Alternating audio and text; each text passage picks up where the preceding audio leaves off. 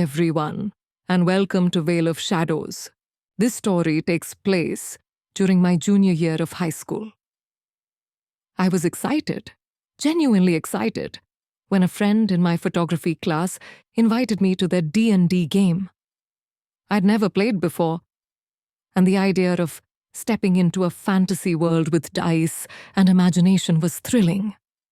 I joined in during the next session, and at first, it seemed like it could be fun.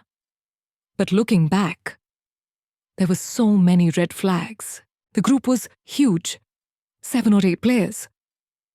Right off the bat, it was overwhelming. Then there was the DM.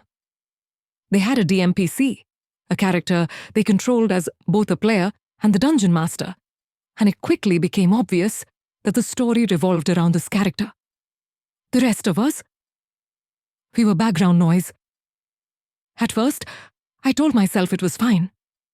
It was my first time playing, so I didn't know what to expect. But as the weeks went on, that initial excitement turned to dread. The railroading nightmare. The campaign was rigid. So railroady that it felt like we weren't playing a game at all. We were actors in the DM's personal fantasy novel. I tried to participate, but any attempt to make decisions or think creatively was shut down. One moment sticks out in my memory. We were exploring a dungeon, and there was a chest in the middle of the room. Something about it screamed trap. I suggested throwing an item at it from a distance. Something simple. Something logical. The DM flat out denied it. That doesn't work, they said. No explanation given. It wasn't even a mimic. It was just nothing. A dead end. Then there were the random, jarring moments. The DM's girlfriend, who wasn't playing but was sort of co-DMing, would roll on these bizarre tables she'd brought. We were in an underground prison controlled by an archfey, a setting dripping with tension. And suddenly, we'd encounter merchants? Just sitting in a room like they were waiting for customers in this desolate, eerie dungeon. It made no sense. It broke whatever immersion we'd managed to hold on to. The worst moments, though, revolved around the DM's personal character. One session, we were traveling, and the DM set up this elaborate encounter specifically for their DMPC. It was underground, through a tunnel. My character? A small barbarian. There was no way I could fit through. So, I just sat there, watching, waiting. The encounter dragged on while I twiddled my thumbs. The rest of the group didn't matter. It was their story, and we were just spectators. In 4 months of playing, we had combat twice, 2 times. And this was a weekly game.